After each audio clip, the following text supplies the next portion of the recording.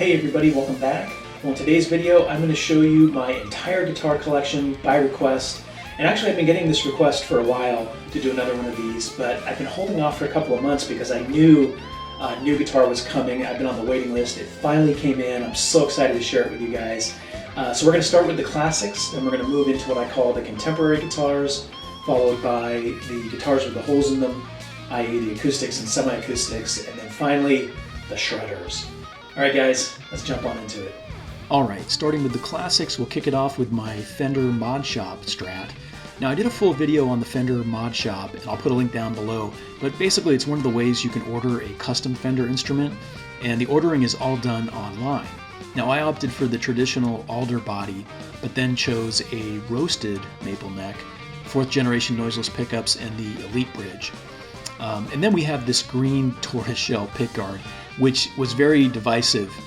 People loved it or hated it, but I just thought it looked very unique, and I really wanted the guitar to be something unlike any other out there, so that's why I went for it.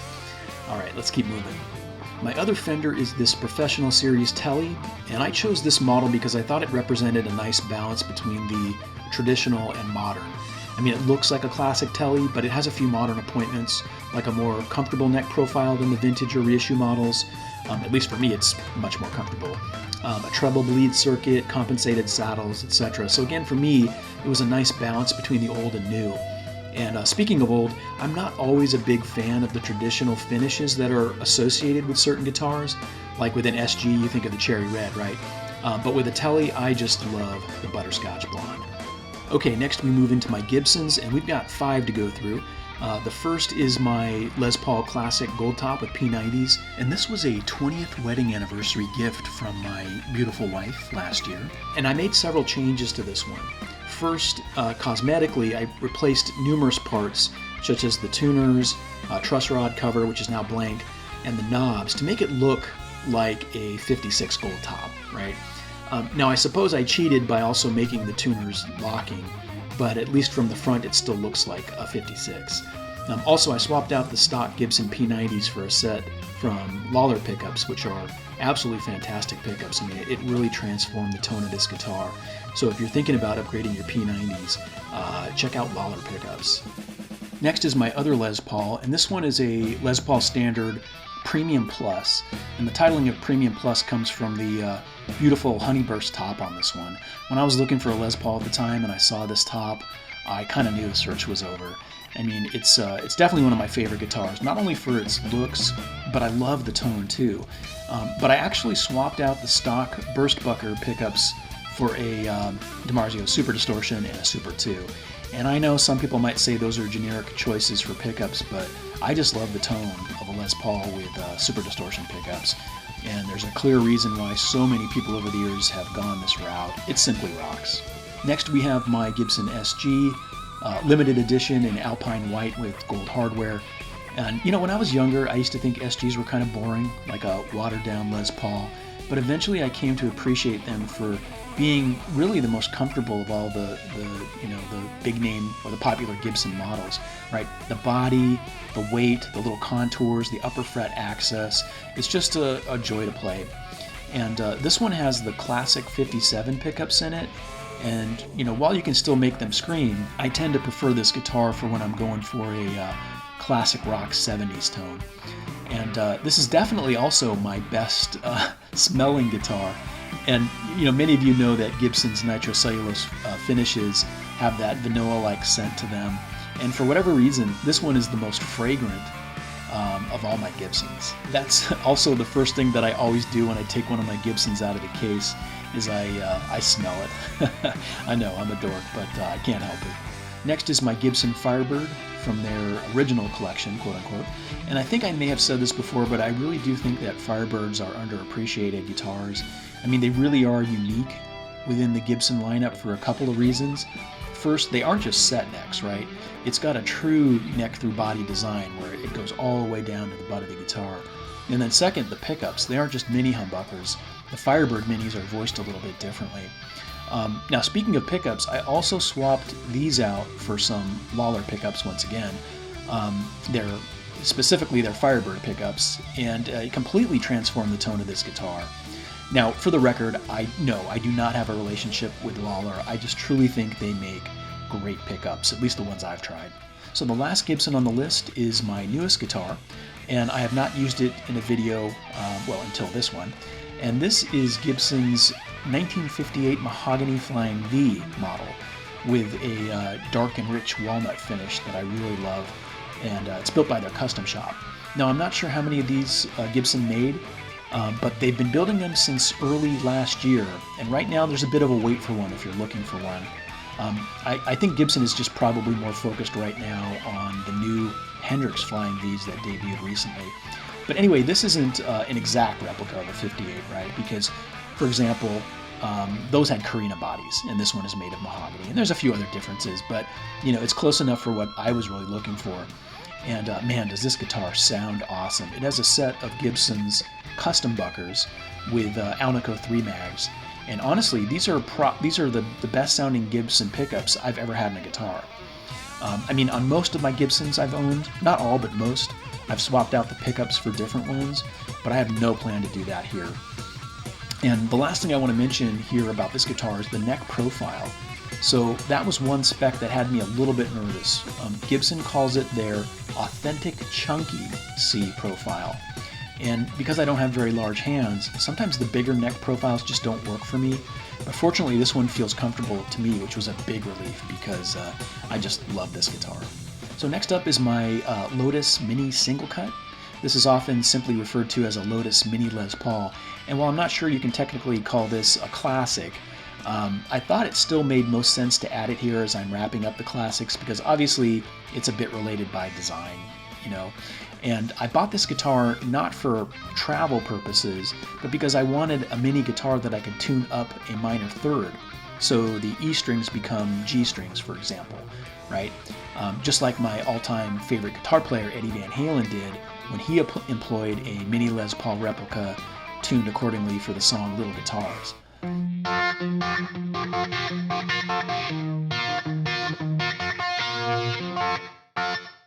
And it's just a lot of fun to screw around on. The only change I've made thus far is to add locking tuners. I might replace the pickup someday, but we'll see. Alright, moving into the contemporary category, as I like to call it. First are my two PRS Custom 24 guitars, which some might argue are also classics, but when I think of classics, I think of guitars that originated in the 50s, 60s, for example. But anyway, these two PRS guitars are actually identical other than the finish. One is in emerald green, while the other is finished in violet.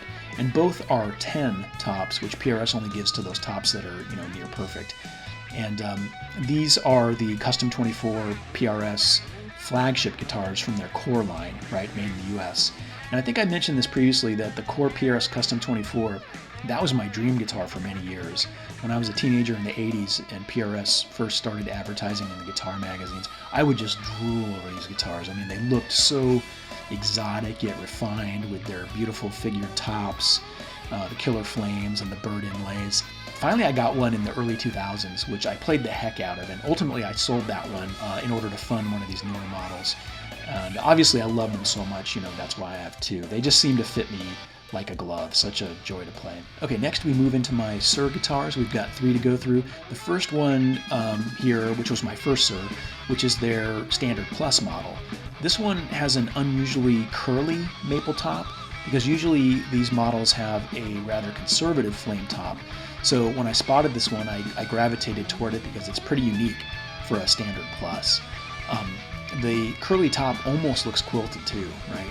Now, the other key features on this one are a roasted maple neck, stainless steel frets like most Suhrs have, Goto 510 bridge, and I really like Suhr's pickups. They've got an SSH Plus in the bridge, and then their V60 single quill pickups in the middle and neck position. Just great sounding pickups. Next is my Suhr Modern NAMM Select guitar, and it gets the NAMM Select in the title because the top on this one was hand selected by Distinctive Guitars, the dealer I bought it from, at one of the NAMM conventions. What also makes this guitar interesting is that it has a blower switch, and I did a full video on that previously. The blower switch, when engaged by pressing this little button, basically takes your signal and routes it directly through the bridge pickup, and it bypasses the tonal circuitry. So one advantage to that is you get that pure unfiltered tone from the bridge pickup, which has a little more output and bite to it. But the other thing that makes the blower switch cool, and probably the reason most people would want them, is because it immediately takes your signal to that unfiltered bridge pickup, regardless of where you have up your pickup selector or volume and tone knobs. Therefore, for example, you have your neck pickup engaged with the volume and or tone rolled back a little bit, and you simply press this button, it goes right to that bridge pickup, unfiltered and all the way on. Press it again, and you go right back to that original neck pickup setting with the volume and tone rolled back or whatever. So it's a pretty cool system. And the pickups on this one are Thornbuckers, right? Pete Thorn's signature Sir pickups with the plus model in the bridge and a regular neck pickup in the neck position. Great pickups. And of course, we've got stainless steel frets. Next is my latest and last Sir, and this one is another custom ordered model that I picked up from Eddie's Guitars, who always have a great selection of Sirs. I've talked about them in the past. This one shares attributes with both the Sir Standard and the Sir Modern models, but it's formally considered a standard due to the body shape. But perhaps what's most interesting about this one is the bridge. It's a Wilkinson bridge with locking saddles. And once again, I did a full video on this, but basically the string locks at the intonation point on the saddle, and it really helps the guitar stay in tune. It's a really cool concept. This one also came with Thornbuckers, but I wanted this guitar to have higher output, so I replaced them with Sir's SSH Plus at the bridge and the SSV at the neck, which is typically what you'll find in your Sir Modern models. And the last thing I want to say here is that the fretboard has a special type of ebony called Macassar ebony, which to my eyes kind of has more of a kind of Pau Ferro type of look to it in terms of the grain and everything. But I know a lot of times guitar builders will want to specifically call out Macassar because it's not as common as other types of ebony. Next and last on the contemporary list is my Reverend Descent baritone guitar. And one thing that makes this baritone awesome is that it has the shortest scale length of any baritone on the market, which means that when you transition from a standard guitar to one of these, it feels more natural, right? Your left hand basically doesn't have to reach as far as a typical baritone, and the frets are basically a little closer together, so your fingers don't have to stretch it as far either. Now, I chose this model that came with the Wilkinson trim, which works very, very well with this guitar, by the way, and two P90 pickups. However, I swapped the bridge P90 for a bridge humbucker, also made by Reverend, because I wanted a tighter low end when playing rock or metal riffs, and it turned out awesome. These are a lot of fun. Okay, before we get into the shred guitars, let's quickly go through my acoustic and semi-acoustic instruments. First up is my Ibanez Prestige AS200. The original AS200 debuted in 1979, and it's pretty well known in jazz circles, but it really should be looked at as a great alternative to the guitar which it was modeled after, which is the Gibson 335. And I actually considered getting a 335, but I just felt like I was getting more guitar for the money with this Ibanez. It's a Prestige model, so it's made at the Fujigen factory in Japan, which always has reliably exceptional quality. It's got the classic Ibanez Super 58 pickups, which, as the name implies, are intended to give a classic PAF, kind of medium output sound. And when I use this guitar, I tend to go for one of two tones, either a completely clean, full-bodied, kind of jazz-inspired tone, not that I'm a jazz player, or I'll go for kind of a semi-dirty rock tone. Kind of like Larry Carlton's 335 tone, right, that he had in the 70s. Oh, and another reason I chose this over 335 is I like the necks on these better. They just seem a little bit faster and more comfortable based on the profile and of course, Ibanez's Prestige fret edge treatment. Next up is my Danelectro acoustic electric Resonator, and there's a few things that I really love about this particular Resonator. First, it looks awesome. I mean, I just love how it basically incorporates the classic Dano shape headstock and includes a lipstick pickup too, right? The other pickup is a piezo mounted in the cone, and another very cool feature is that it doesn't have a pickup selector. Instead, it uses a blend knob, so you can find that perfect mix of the two pickups. So for example, I want roughly 75% of the neck pickup and 25% of the bridge. This allows me to get there. And I keep mine in open E tuning because I use it strictly for slide playing, which I'm really not super proficient in, but I still have a lot of fun trying. So next is my steel string acoustic, which is a Fender T-Bucket 400 CE. It's kind of a budget acoustic electric model. I think I paid like $300 to $400 for it. I honestly don't play acoustic guitar very often, but it's good to have when I need it. And I have been thinking though about upgrading to something different, maybe a more premium model, but we'll see. I have other priorities right now. Next is my nylon string acoustic, and it's made by a brand called Estrada that I know very little about. I bought it on my first trip to Cabo San Lucas, Mexico back in 1995. I paid like $100 for it and ended up giving it a fret job when I got home for another $50, and then it played great. That trip was also my first vacation with the person that would ultimately become my wife, so it has some sentimental value too. Now the last acoustic instrument is a Kala tenor ukulele, and basically the tenor ukes are just a little bit larger and a little more resonant sounding than a traditional uke, but still for the most part it sounds like a traditional one.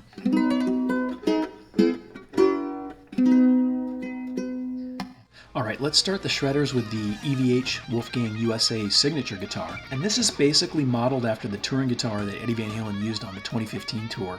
And the two differences between this guitar and the regular Wolfgang USA guitar are that, one, this has the kill switch, and two, this has the funny little eye hooks instead of strap buttons, and therefore you need the special strap with the dog leash hooks that comes with the guitar. Now, I really don't care about the eye hooks, and for me, the upgrade to this model was really for the kill switch. Now, I think the one spec that surprises a lot of people is the vintage size frets, which are pretty small. And I'm really not sure when Ed made the switch to this size of fret. I believe it occurred when he started the EVH brand with Fender. But regardless, I know for some people the fret size is a turnoff, especially when they are used to jumbo frets. But I have enough guitars with various fret sizes that I acclimated to them very quickly, and I don't even think about it when I'm playing it. Also, they are stainless steel, so that's an added bonus. And of course, another important feature here is the D-tuner for drop D riffs. And unlike the EVH Striped Series guitar that I previously had, this D-tuner works great. And given it's a Van Halen guitar, I naturally keep this tuned down 1/2 step for Van Halen songs. Okay, this next guitar is my USA-made ESP M2 with a transparent cherry flamed maple top. This one has Duncan pickups. We got a custom in the bridge and a 59 in the neck. An original Floyd locking tuners in addition to the locking nut, which is something I've only seen on US-made ESP guitars and Friedman guitars for that matter. We also have extra jumbo stainless steel frets. This is the first guitar that I've owned or even played with extra jumbo frets. That said, I think the difference between jumbo and extra jumbo is a bit negligible, but regardless, it's a very comfortable and fast neck. This is definitely a shredder's shred guitar. Alright, next up is my USA-made Jackson Dinky, the DK1, and this is custom shop built, and I actually bought this one used. And when it comes to used guitars, I'm probably overcautious. I mean, the only other guitar on the list that I bought used was the Les Paul with the premium top, but just like that one, with this one, as soon as I saw it, including the specs it had and then the price, I just had to go for it. It's got this really cool satin solar finish that, of course, was the first thing that caught my eye. EVH humbuckers, original Floyd, stainless steel frets. And it's got the speed neck, which is probably my favorite guitar neck. Just a joy to play all around. Next is my Charvel Warren DeMartini snake guitar. This is the USA-made version, and it's got a killer paint job from Dan Lawrence, who's probably the most prolific guitar painter, or one of them, to come out of the 80s. I mean, he's done quite a few guitars for famous players in addition to working for the likes of Charvel, Jackson, BC Rich, and other brands over the years. The bridge pickup is a Duncan Warren DeMartini custom humbucker, which screams really nicely, and the neck pickup is a Duncan quarter pounder, named as such because of the 1/4-inch poles. And this is a great neck pickup too, and not only does it sound fantastic for clean playing, but it's also amazing for lead tones. This is one of my favorite sounding guitars. It's also got an original Floyd, stainless steel frets, and that speed neck again. Next up is my Charvel Custom Shop SoCal guitar with a lovely slime green finish, very 80s, right? Now I bought this one from CMC Guitars, and they were selling it billed as Steve Vai inspired, right? Because of his infamous green meanie guitar. And however, when I got it, it only had 2 humbuckers, which in all fairness to CMC, they also called out as an important difference. So anyway, I decided to add a single coil pickup in the middle, like the green meanie had, and I really like the way it turned out. Not just having more tonal options, of course, but visually with the white coils, they really pop out here. And if you squint your eyes or from a distance, you might think it's just 3 single coil pickups, right? Anyway, the humbuckers are the classic pairing of a Duncan JB and a 59. And then the single coil I added is a DiMarzio True Velvet. Finally, just like my EVH guitar, I keep this one tuned down 1/2 step. And then finally, the last guitar is my Ibanez J.Custom 30th Anniversary RG. I mean, this one is just a little bit over the top, right? I mean, it's pretty excessive looking. I mean, just look at the top on it. It's a 5A, that's right, 5A quilted top, and so is the back. There's also, you can see there's the 30th anniversary logo too. The neck is the Ibanez Super Wizard neck, super thin, and it's got titanium rods in there too. Got the classic Tree of Life inlays on the rosewood fingerboard, stainless steel frets, the Prestige fret edge treatment, very buttery smooth neck. The pickups are DiMarzio's. We got a Tone Zone, a True Velvet, and an Air Norton. And the bridge itself is Ibanez's low profile edge trim. Got gold hardware. And again, this guitar is just a bit over the top, but man, does it play nicely too. All right, everybody, that was my updated guitar collection video. I'd like to get your thoughts down below. Which one is your favorite, and what would you get next if you were me? I don't plan on getting anything in the immediate future, but if I had to choose something today, it would come down to either another shredder, like a Friedman. I'd love to get a Friedman, like a Mellow 24, or maybe another semi-hollow, like a Gretsch. That would kind of help round out my collection a little bit, I think. Anyway, let me know what you think down below. All right, guys, until next time, rock on.